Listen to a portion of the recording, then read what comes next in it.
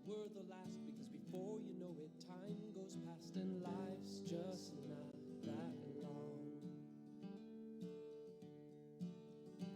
Tell all you love that you love them so, because even if you do, they might not know, and one day we'll all be gone.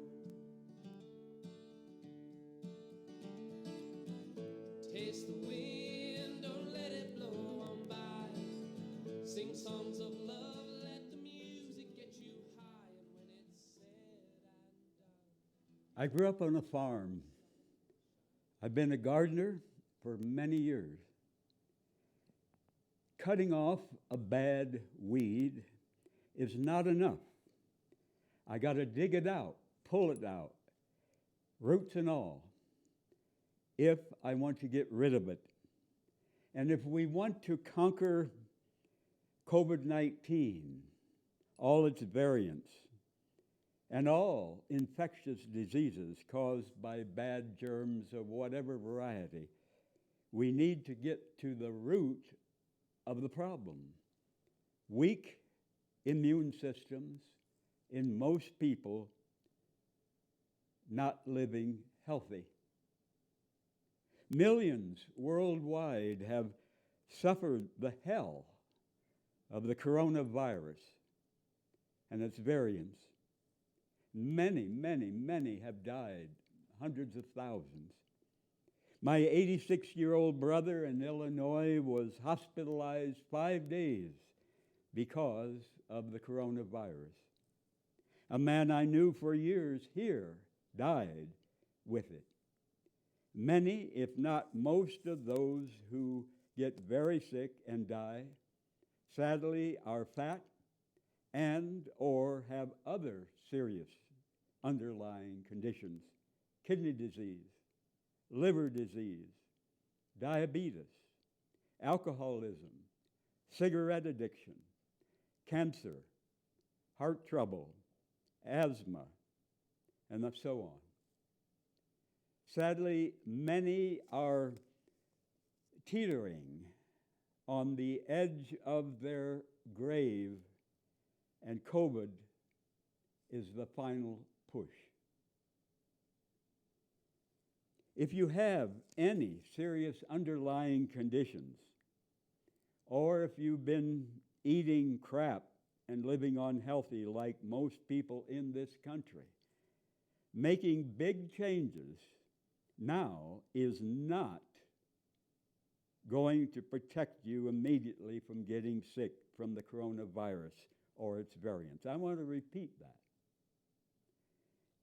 If you've been eating crap and living unhealthy like most people in this country, making big changes now is not going to protect you immediately from getting sick from the coronavirus or its variants. So most of you will get some protection if you get vaccinated. If I had stayed eating the cookies, cake, pie, ice cream, candy, the sugar shit, and other junk food as I did when I was a kid and in my 20s, I might have died before now. Or if I had lived, I might have been fat and had other serious underlying conditions. Sugar feeds all infections, including COVID. Sugar is hell on the immune system. And if both my mother and my dad were living still now, with their serious conditions, kidney failure, heart disease, asthma, all three of us might have died of COVID. If I were living now in a prison or a nursing home, eating mostly junk and cooked food, what they serve, without the healthy raw plant foods and many healing herbs I eat every day, and not able to spend hours sunbathing for the vitamin D that is so important for our immune systems, I might have gotten the vaccination for COVID. Some people, like Mary Adkins of Albuquerque, suffer apparently from the vaccination itself. And here is her short published letter from August 19th, 2021, in the Albuquerque Journal. Mary Adkins writes, "There is no place to hide from the hourly overload of COVID graphs, pictures of shots going into arms, morbid coverage of deaths of non-believers of the shots, in quotes, or suggestions that we are endangering our world if we do not get the shots." But she says, however, there's been no coverage of the after effects of those shots. 8 months ago, she says, I was vaccinated. I still suffer severe side effects similar to those reported by COVID survivors: weakness, fatigue, coughs. Do I hear cover up? Mary Adkins, here in Albuquerque. If you're serious about living healthy in the future, if you want to strengthen your immune system against all infectious diseases, from viruses and all other bad germs, make huge changes starting now and every day for the rest of your life. I have not been vaccinated, but here is how I keep my immune system strong. I drink no booze, not one damn drop. I wouldn't if you paid me $1,000 on the spot. I smoke no cigarettes. I take no prescription drugs. I take no street drugs. I eat no meat. I eat no dairy, no cheese, no milk, no ice cream. I stopped cooked food in 1998 because cooking destroys most of the nutrients, not all, but up to 85% across the board of the nutrients in raw plant foods. Cooked food is dead. A cooked seed will never grow. If you take a seed that is cooked, you plant it, you water, you hope, you pray, you dance, it's dead as a doornail. It will never, never grow. We need to eat only living, raw plant foods for the best health. I eat lots of fresh, fully ripe fruit, apples, bananas, peaches, grapes, mangoes, melons, and 2 or 3 small avocados most days. I drink no fruit juice because we need the fiber of the whole fresh fruit. And often fruit juice, if it's bottled or canned, has been heated to high temperatures, destroying many of the nutrients. Fresh fruit are my healthy sweets. I eat nothing containing added sugar or artificial sweeteners. No cake, no cookies, no ice cream, no pie, no candy, no sodas, none of that shit. When I was a kid and in my 20s, I hogged out on those unhealthy sweets. I was severely addicted. And that's partly why I have only one tooth left. And I had surgery on the retinas of both my eyes when I was 28.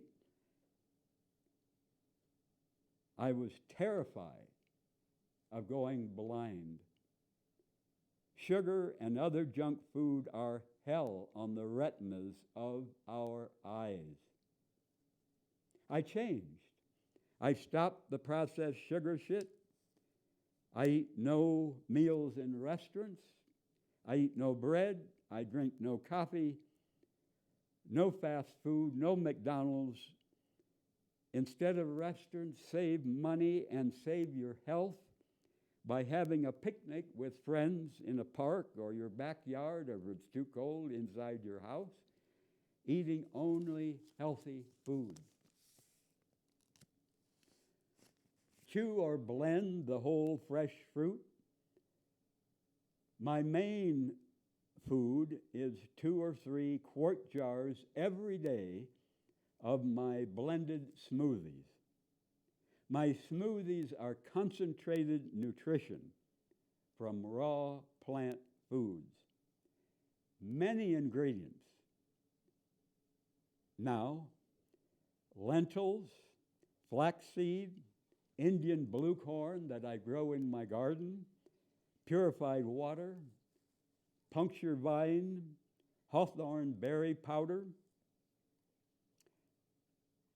pecans that are shelled just before using,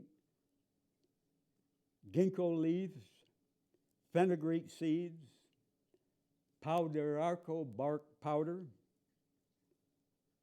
eleuthero, or maybe it's eleuthero pronunciation, turmeric, black pepper, cat's claw bark powder, ashwagandha, green tea leaves, extra hot red chili pepper powder,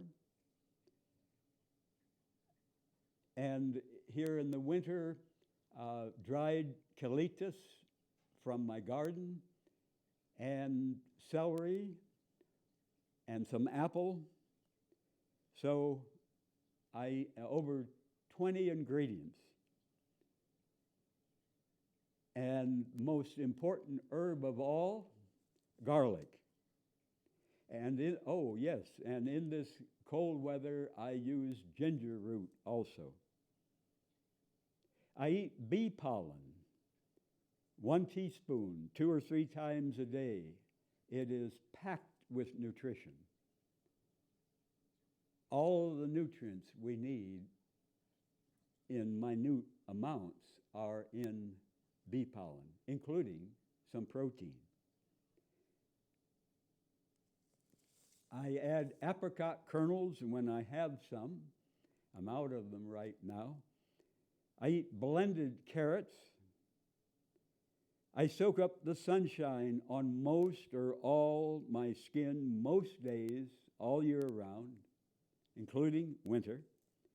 Sunshine is wonderfully healthy if we eat only healthy foods, healthy raw plant foods, because the sun's energy is very strong. And if we're not fortified with good nutrition, we may suffer from it, or at least not benefit as much. Eat no junk foods if you're going to sunbathe. Never burned. And if you're not used to it, start with just a few minutes and gradually increase as the days pass.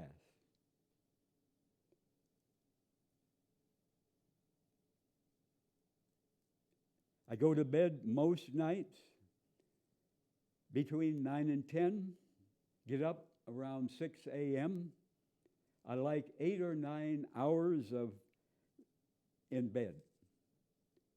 Nothing, nutrition, sunbathing, exercise, nothing substitute for enough sleep if you want to be healthy. Robbing ourselves of sleep is very foolish. Nothing to brag about. Hour for hour, the hours we sleep before midnight benefit us more than the hours we sleep after midnight. No late night parties for me. I love to dance, but not late at night. I exercise vigorously in my room almost every day after I get up. chin-ups, push-ups, crunches, many other exercises, long walks on many days. I've drunk my piss for health every day since November 10th, 1999. Now usually 2 cups as I exercise early in the morning. I treasure heart-to-heart conversations with friends, new and old and young friends, male and female friends. We need strong friendships and deep heart-to-heart conversations. Loneliness is deadly. I aim to forgive myself and to forgive others and to ask forgiveness. Grudges are no good. I go to many free or low-priced events, the rail yards market, the flea market, the downtown growers market, the gay pride parade, Old Town, many places. I love to hug men and women if they want to hug me.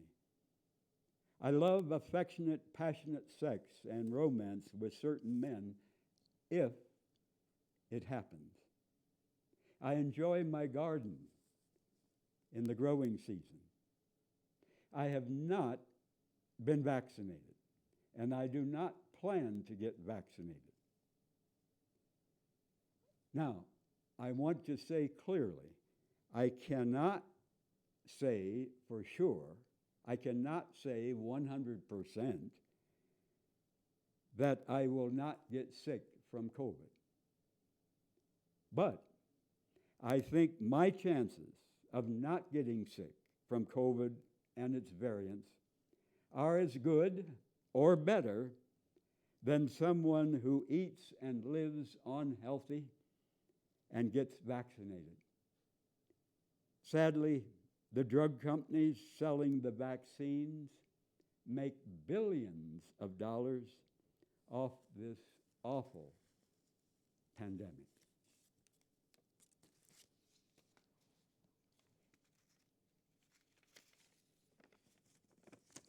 The words of the prophet Martin Luther King Jr., our economy must become more person-centered than profit-centered. The evils of capitalism are as real as the evils of racism.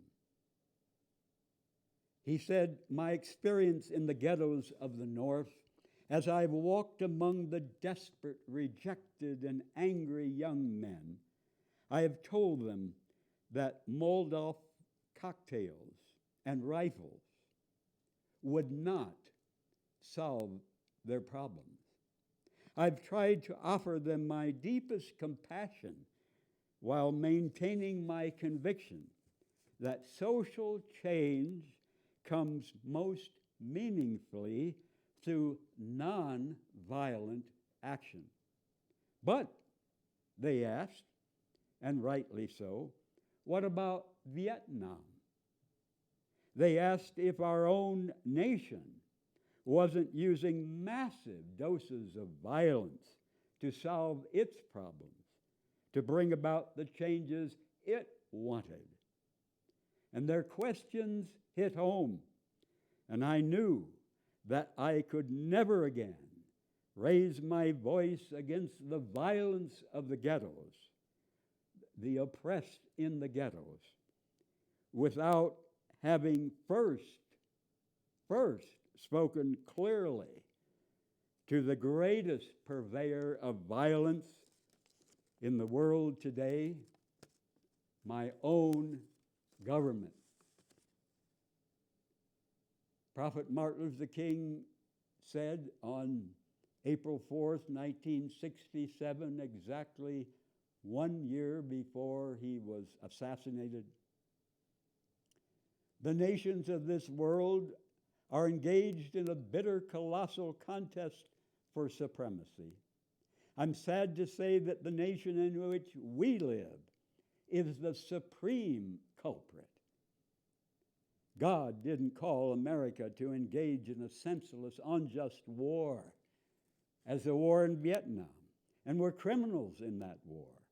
We are called to speak for the weak, for the voiceless, for victims of our nation, and for those it calls enemy.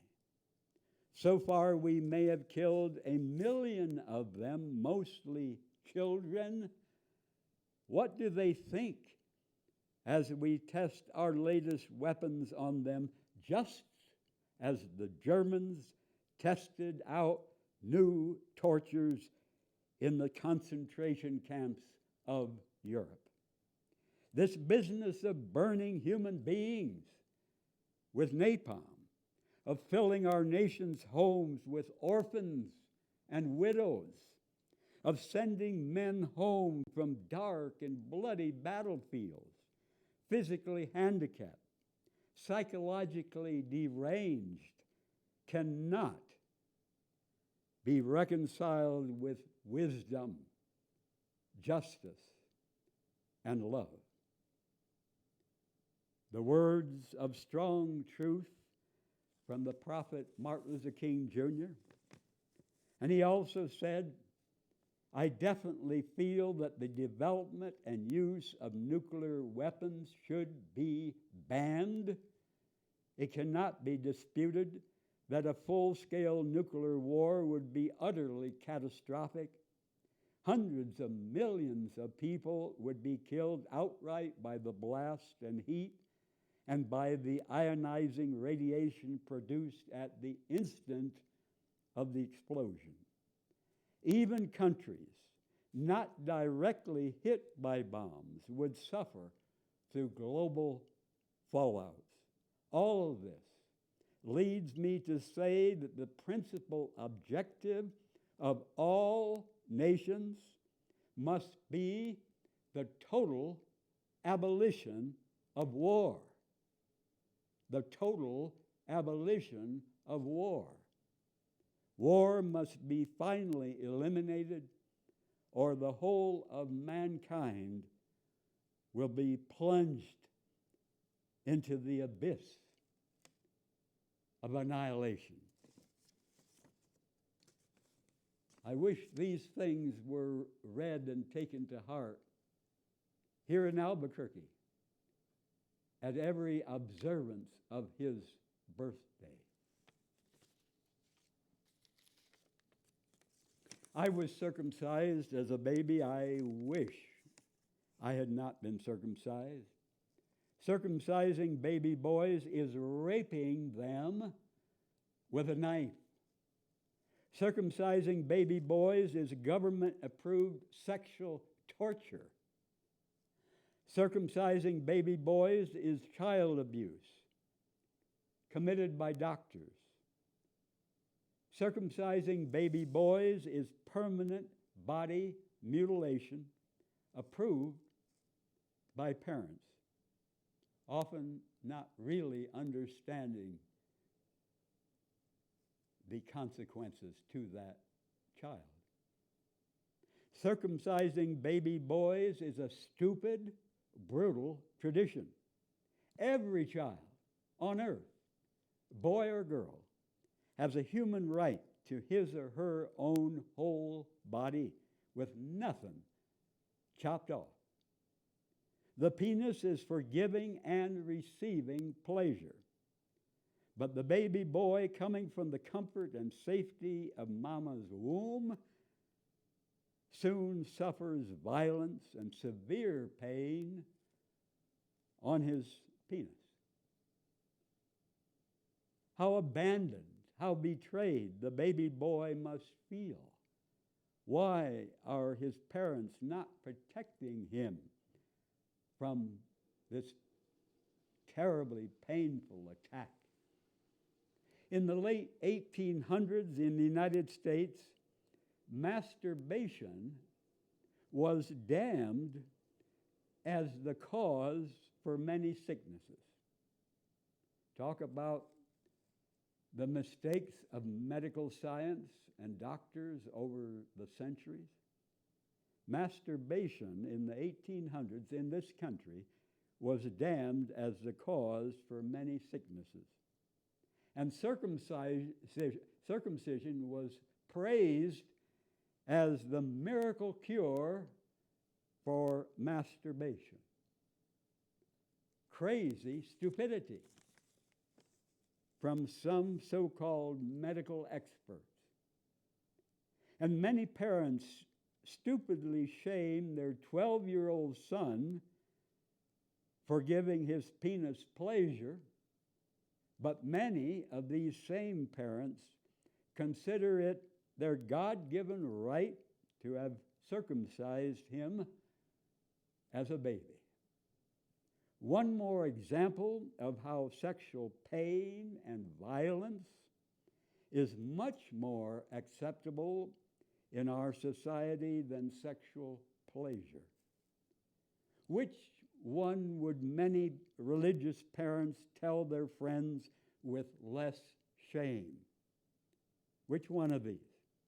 We had our baby boy circumcised, or our 12-year-old son enjoys pleasuring his penis. The foreskin of the penis is loaded with nerves for more sexual pleasure. The foreskin also protects the head of the penis. And after circumcision chops off that foreskin, the head of the penis gradually, not instantly, but gradually builds up extra layers of cells to protect itself because of the missing foreskin. And so the long-term result of circumcision, as many years pass, is less sensitivity, less pleasure in sex because of that buildup of layers of cells to substitute for the missing foreskin. And the foreskin, which was chopped off, was loaded with nerves for more sexual pleasure.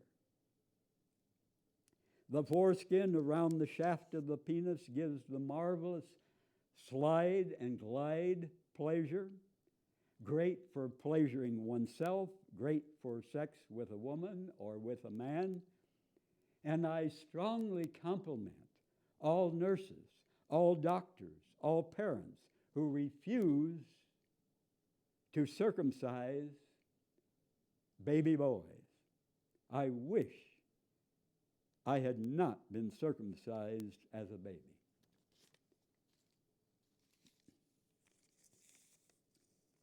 Many people who were taught that having sex with anyone they're not married to is sin drink booze to turn off their shame and guilt so they can get it on and not feel so ashamed and guilty. And many men who were taught that having sex with men is sin drink booze to turn off their shame and guilt. And many women who were taught that having sex with women is sin drink booze to turn off their shame, their guilt. Drinking booze increases the risk of committing sexual assault. And drinking booze increases the danger of suffering sexual assault. Booze lowers the use of birth control. People are less likely, men and women, to take seriously that this moment of pleasure may result in a human being. So booze causes more unwanted pregnancies. I aim never to do anything in sex that would cause a man that I'm attracted to hate me or to fear me. All sex should be wanted and enjoyed by those having sex. I urge community leaders to stop celebrating new local breweries and to pledge publicly to drink no booze. A worldwide study in 195 nations found there is no safe level for drinking booze. And that study was funded by the Bill and Melinda Gates Foundation. And that's surely one thing I compliment them on funding. I drink no booze. Booze has devastated the lives of many of my dear friends. Booze causes car crashes, paralyzing and killing thousands. Booze causes awful family fights, ruined romances, horrible holiday memories. I do not want to make it easier for me to say or to do things that I later terribly regret. Men wake up in jail, not remembering stabbing their wife or their buddy while drunk the night before. Many lean, attractive bodies will not stay lean and attractive if they keep on boozing and eating junk food. Booze lowers immunity to disease. Booze harms the whole body: heart, blood vessels, kidneys, liver, stomach, brain, nerves. Booze increases the risk of catching sexually transmitted diseases from infected partners. Booze and cigarettes lower the sex hormone testosterone, causing men, as they get older, not to get good hard-ons. Which booze ads tell you that? Which cigarette ads tell you that? Hell no. They aren't about to tell you the whole truth of what their poisons do. Why would sex-loving persons consume something that lowers our sex hormone? If the most good-looking man in town has to drink booze to drown his shame and guilt in order to make love with me, my answer is no, thank you. No way. Hell no. Many smart, hardworking people start out as social drinkers, and if you warn them, they'd say, I'll never let a bottle or a can run my life. Well, many of them, not all, end up sick, lonely, alcoholics, dying young. I urge all musicians, stop singing words in English or in Spanish glamorizing booze. Poison words glamorizing booze, jealousy, cheating, contaminate many beautiful, heart-touching melodies. Community leaders and parents set a public example. Live sober, drink no booze. Show people you can enjoy life to the max. You can dance up a storm, and you don't have to have the damn alcohol in your belly to do it. Imagine if all the money people spend on booze went instead to help homeless children worldwide. Imagine if all the land used to grow grapes and grain to make booze was used instead to grow healthy food for human people who are hungry. I enjoy deep conversations. I enjoy warmly hugging men and women friends. I enjoy dancing up a storm, and I drink no booze. Hell no. No way. Living passionately with no booze poisoning our minds and bodies.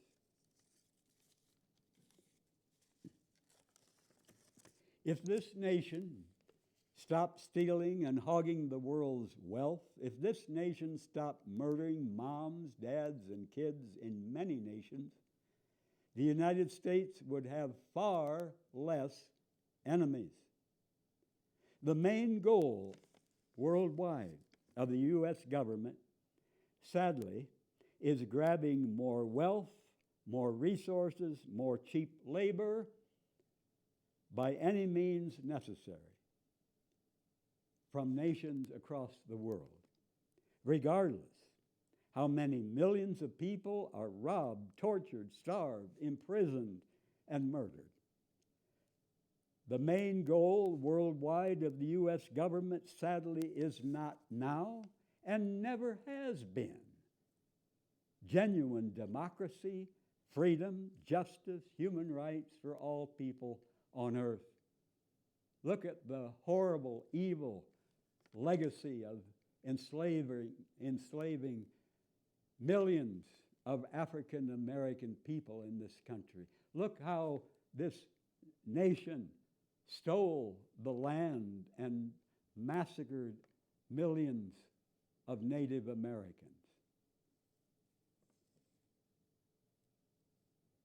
The U.S. government deliberately targets Chicano, Black, and Native youth now, here, seducing and recruiting them to go kill people of color abroad.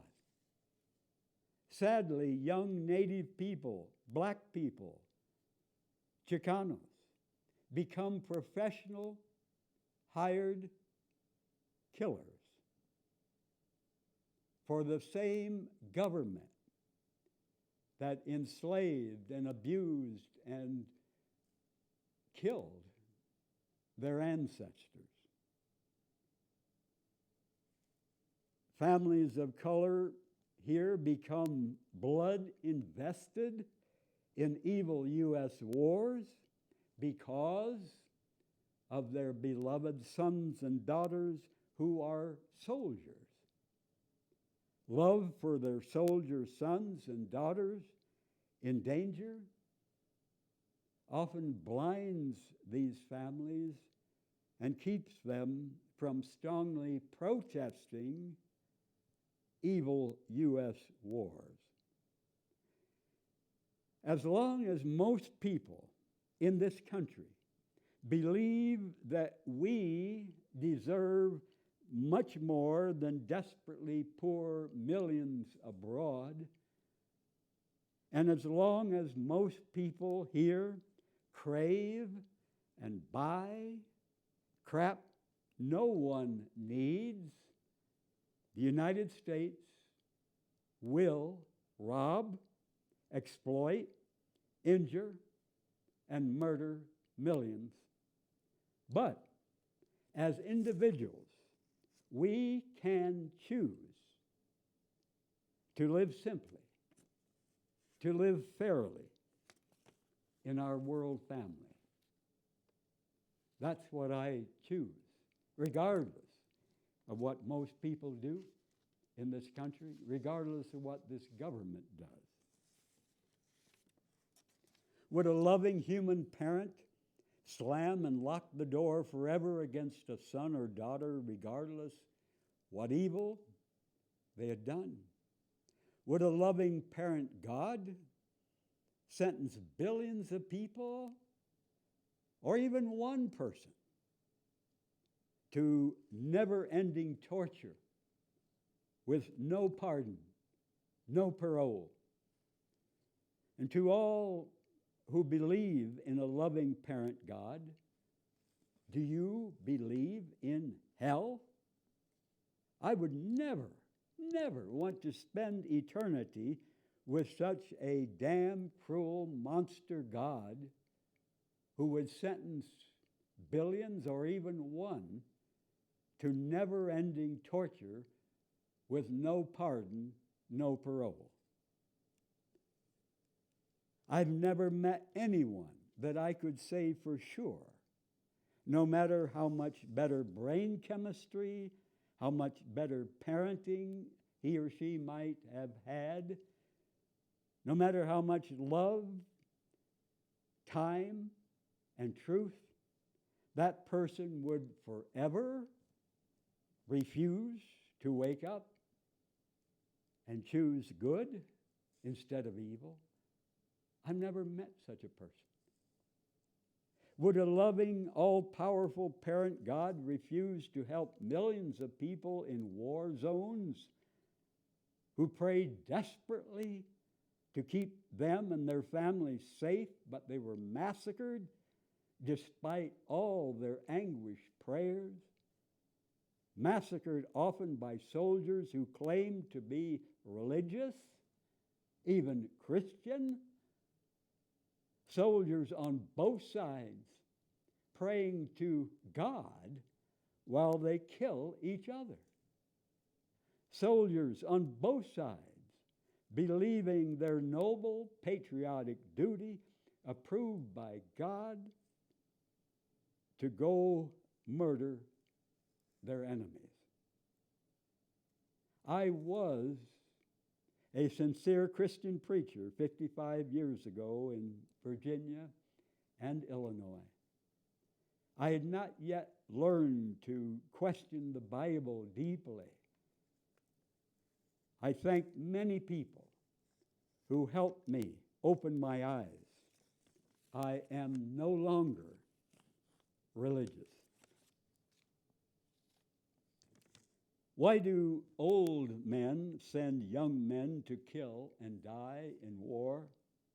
Well, young men are stronger and hold up better in combat than old men. Why do old men send young men to kill and die in war? Old men are often jealous of young men's attractive bodies and strength. Why do old men send young men to kill and die in war? Many young men think they are Rambos, indestructible.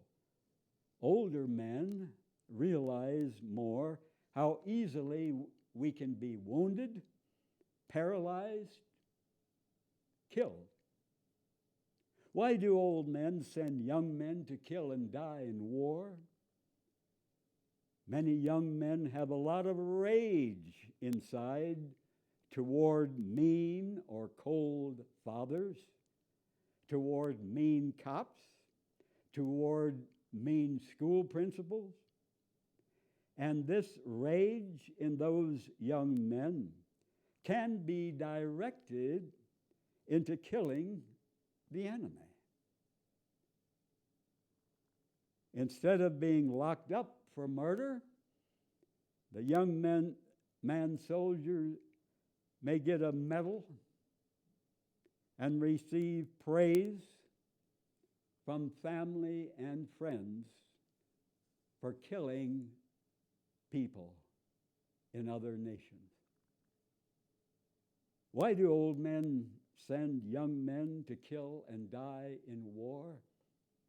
Sadly, many young men want to prove to their buddies what a man they are by being tough, mean, and killers.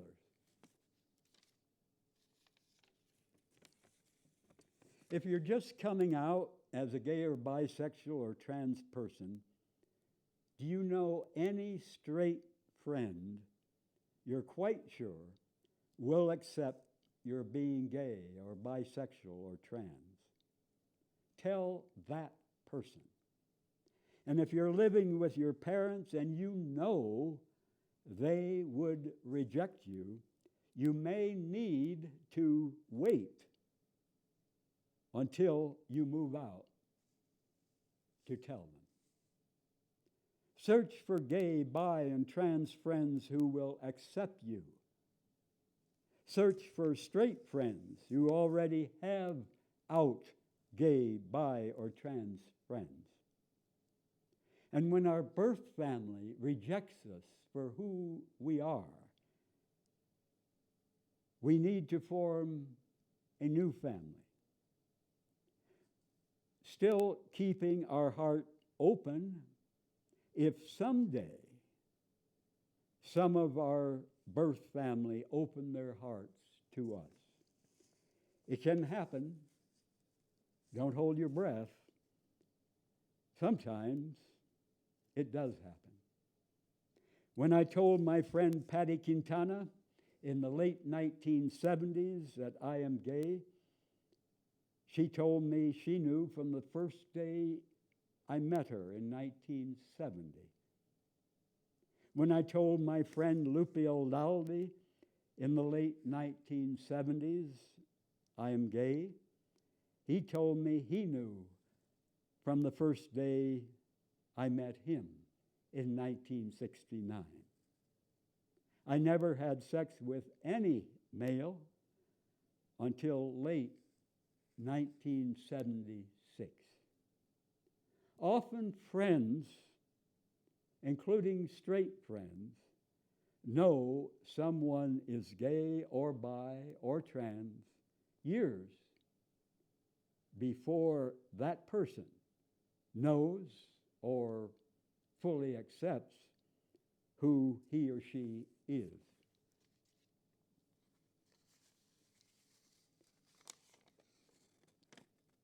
June 4th, 1989, my friend Don died in a car crash. He was 25 years old, and never before Don's death had I suffered the death of a man I was so in love with. Don was born here in Albuquerque, April 25th, 1964, about a month before I graduated from high school in Illinois. And then I was a very religious 18-year-old farm boy. I'd never set foot in New Mexico. I did not know that some men are in love with men. I did not know that some men make love with men. I did not know that I was gay. If anyone had told me then that a baby boy born in Albuquerque would become so precious to me, how could I have understood it? I met Don when he was 16. A few months later, I told him that I'm gay. He was attracted to me. He wanted to have sex with me. I was very attracted to him. I wanted to have sex with him. But I turned him down because he was under 18. I did not want to risk getting arrested for having sex with him. Don was deeply hurt. I was torn inside. And here is his letter expressing his anger for my refusing sex with him because he was under 18. And I have the original at home, but this is a copy, photocopy. Don, I don't want you to think that you bothered me with the phone calls. I'm always glad to hear from you. Thank you very much for the beautiful card. First of all, I'm a young man, 16, and I don't see where age has anything to do with sex. If a man wants sex with me and I want sex with him, that's fine. But if a man wants sex with me but is afraid of my age, then it doesn't make any sense. A man is someone of 18 years old, so I'm not a man. But what or who I enjoy to have sex is none of anyone's business. Now, this is Don's letter to me when he was 16 and when he was very angry for my turning him down because of his age. When I went down that last time, I was hoping for sex when he visited me. But now I know it can't happen. To answer your question, yes, I am sexually attracted to you. Are you sexually attracted to me? Second of all, I never planned to tell my parents anything at all that concerns my sex life, just the same as they wouldn't tell me about theirs. I could live a long time without sex if I wanted to, but as long as I can have it or give it, why should I stop? I've had bad results from sex, but I can't make a wall out of it. I think that gay sex, as well as straight sex, is wonderful. But I don't have to stop or alter my sex life because I'm 16 years old. I want you to know that there's not a damn thing wrong with my thinking. Don, I'm sorry if this is a hostile letter, but you really made me mad. I should have been a little more understanding, and I'm sorry. Please keep in contact with me. Feel free to call. With love, Don. And this letter was the only angry letter he ever wrote to me. But he did not realize the arrest and prosecution I might have suffered and the other risks for me and for him if I'd had sex with him when he was 16 years old. June 22nd, 1983, when he was 19, he and I made love in Denver, where he was living at the time. And the next morning, a woman friend of his asked me where I had slept. And Don spoke up. He slept with me, Don said. I love that. He didn't wimp out. How attractive Don was. Lean physique, sexy voice, intense, passionate, curious, yearning for love. His mother was Chicana, his father Italian. Don and I never lived together as partners. He drank booze. He smoked cigarettes. I hate booze. I hate cigarettes. But I deeply loved Don. I was in love with him. His mother asked me to be in charge of his memorial service here in Albuquerque and to be an honorary pallbearer. I poured my heart into songs I sang. Amazing Grace, Precious Lord, Take My Hand, Cordero de Dios, Yo Te Amo Mucho. Back then, I was still somewhat religious. This was in 1989. I poured my heart into what I spoke at that funeral home. People wept. His mother later told me no preacher, no priest would have done a better job. And the next night, after Don's memorial service, his white stepfather told me, I never understood until last night. Apparently, he meant he had never understood a man being in love with a man until he experienced the deep feelings I expressed for Don in that service. And Don's lover, Kyle, whom I met for the first time at the funeral home, told me he had seen a picture of me that Don had. And Kyle had asked Don who that was. And Don said, he and I are very close. And Kyle asked Don, well, what does that mean? And Don told Kyle, you know what that means. Don's brother and sister gave me more than 30 letters and cards I had written Don for years, and he had saved. And as I later read them, I was so glad to see that I clearly expressed my passionate, romantic affection for him.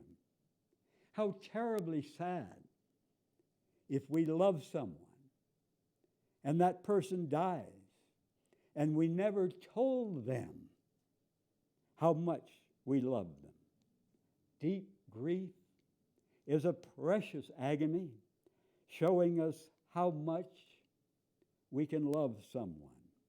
And before they closed the lid of Don's casket, I chose to be the last person to say goodbye.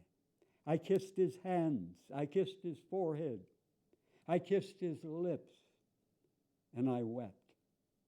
And earlier I had placed a small card near his hands for others to read. To my beloved Don, with eternal embraces and passionate affection, from Don Schrader.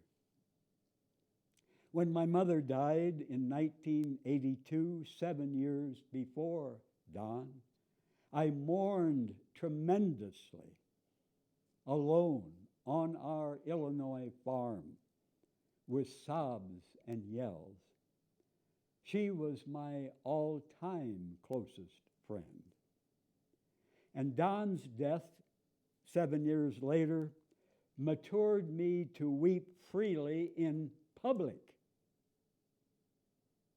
And worse than suffering such loss would be never becoming close enough to anyone in life to feel such pain in parting and to shed tears in public with no shame. I've gone many times to his grave at Fairview Cemetery on Yale Boulevard Southeast here in Albuquerque.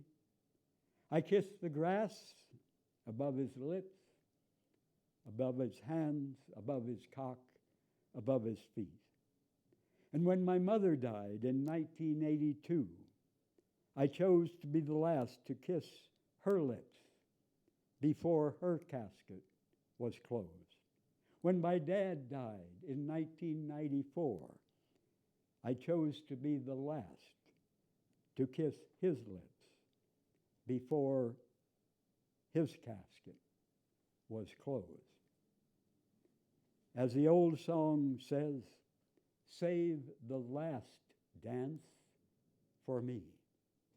Never be ashamed, never be ashamed to show love for someone when they are alive and when they're dead.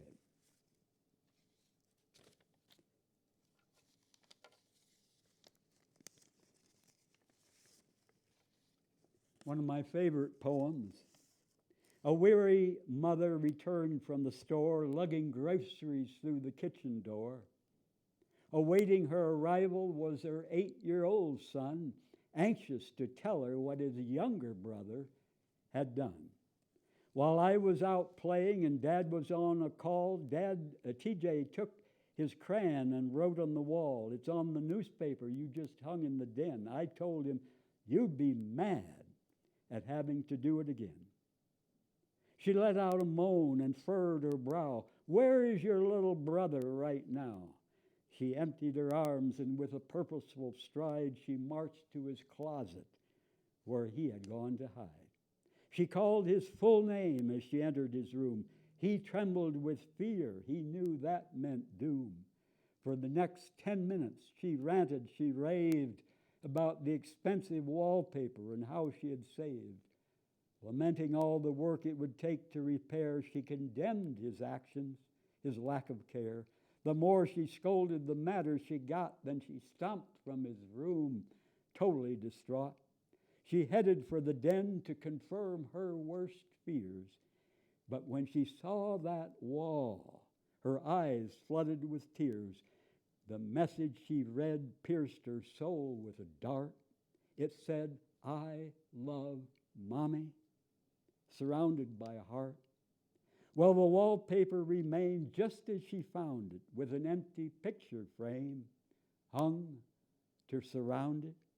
A reminder to her, and indeed to us all, take time to read the handwriting on the wall.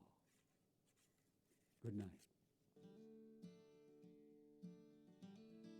Live every day as if it never were the last, because before you know it, time goes past and life's just not